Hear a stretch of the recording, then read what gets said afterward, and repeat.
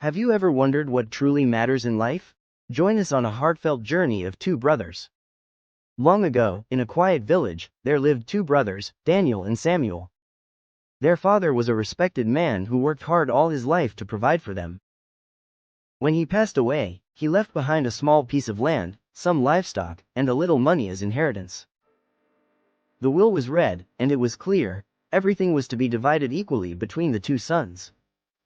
But Daniel, the elder brother, saw the inheritance differently. He dreamed of building wealth and wanted the larger share of the land. Samuel, the younger one, listened quietly.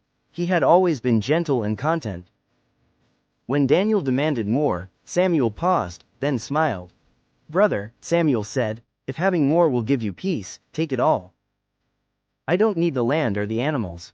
I only want our bond as brothers to remain unbroken." Daniel was shocked. He expected an argument, maybe even years of fighting. Instead, Samuel willingly gave up his inheritance. The villagers whispered, calling Samuel foolish for giving away his father's hard-earned possessions. But months passed, and something unexpected happened. Daniel, though richer in land, began to feel the weight of loneliness and guilt. Meanwhile, Samuel, with no inheritance, found joy in his simple work. People admired his kindness and invited him into their homes. He built relationships, not wealth, and his name became respected throughout the village. One day, after a season of drought ruined much of Daniel's crops, he went to Samuel in tears. "Brother, I thought riches would satisfy me, but they left me empty. Your peace, your joy, I would trade all my land for it." Samuel embraced him and said softly, "I never lost anything.